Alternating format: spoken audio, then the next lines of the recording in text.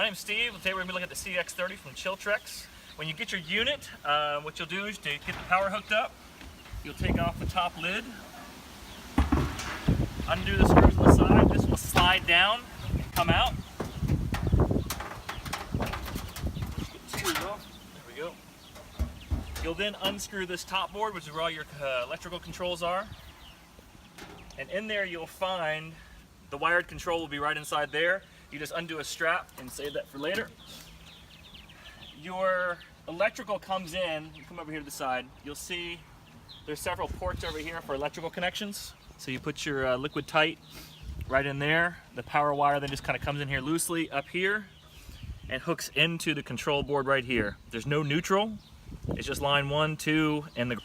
So today we're filling up the units with the propylene glycol mixture. You gotta be really careful when you're looking for different antifreezes that you check the contents on it and make sure that it is just the propylene glycol with no of the alcohol in it.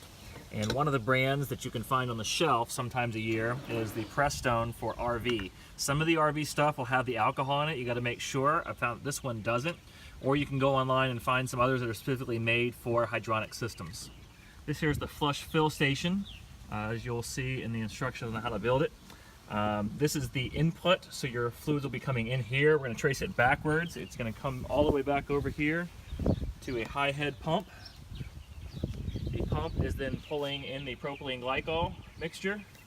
And then of course what you have here is the return. So stuff is coming out of the unit through this valve right here. So when we turn on the pump, we're going to be filling in right through here. So we're going to go ahead and turn on that pump. We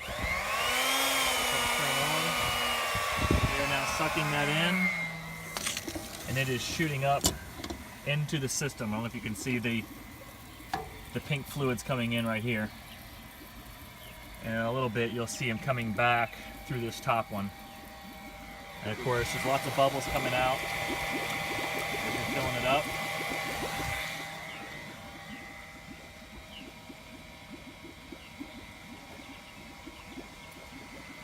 And I've got somebody else on the other end of this just checking to make sure there's no leaks on the internal side.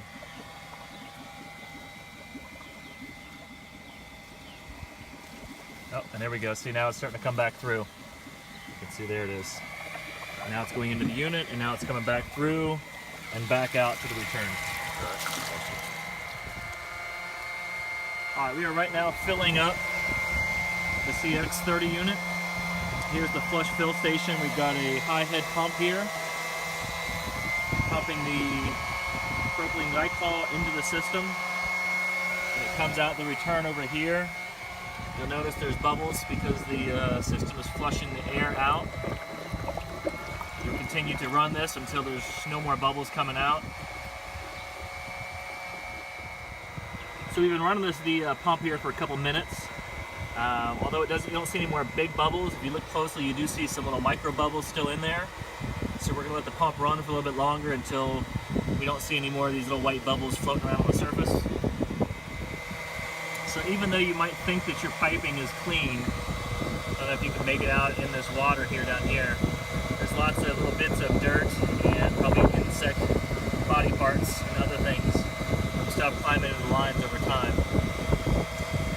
So even though you think that you're nice and clean, you probably still have a little bit of debris in there, which is why it's really important to have a strainer, as it says in the instruction booklet, to continually keep your lines clean.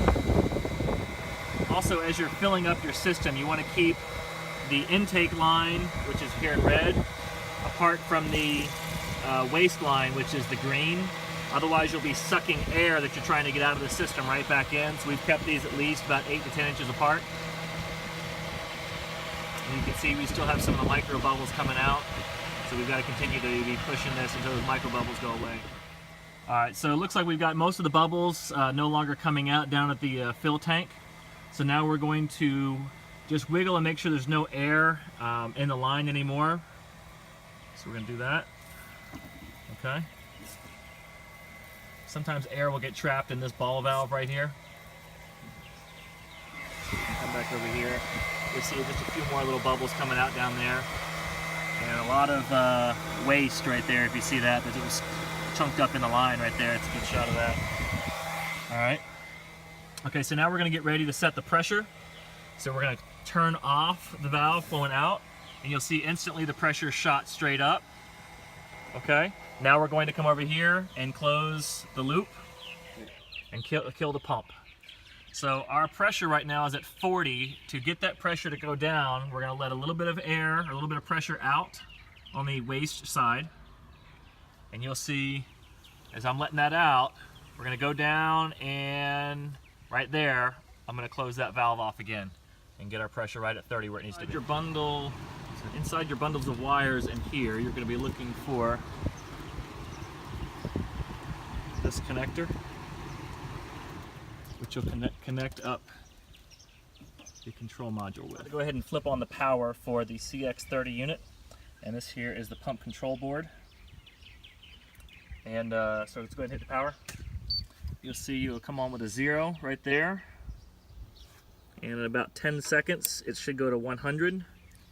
See our wired controller comes on as well. We're still waiting.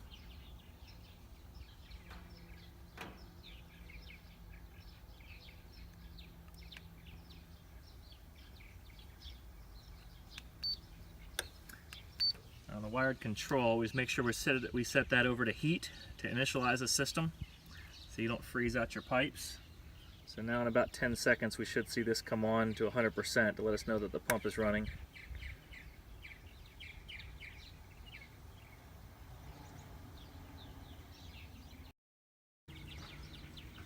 So our pump is running, and then in about another minute or so the fan will come on, and then about 10 seconds later our compressor will come on after that.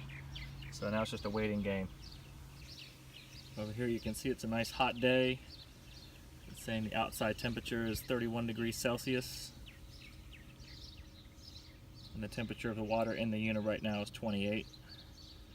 But that should all change here in a couple minutes. Alright, there we go. There's our fan.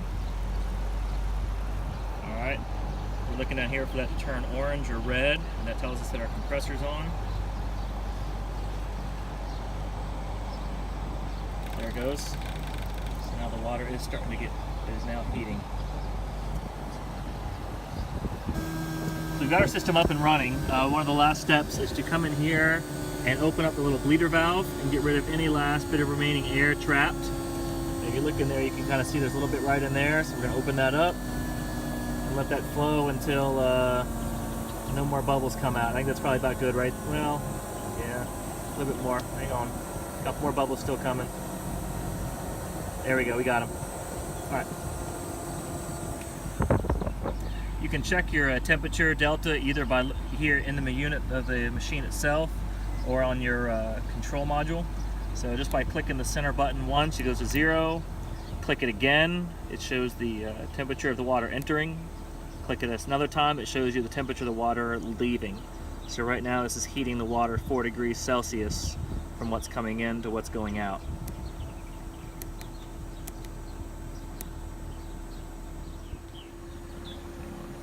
Alright, we're going to hold down M and the down arrow button so we can check that same thing. So the C3 tells us what the temperature is leaving the unit right now. So we're warming up the water as it goes. And now to show the temperature entering into the unit,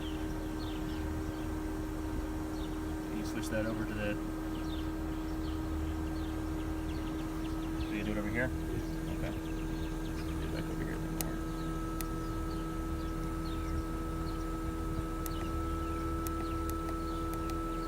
Okay, so the temperature entering the unit is 33, and the temperature leaving was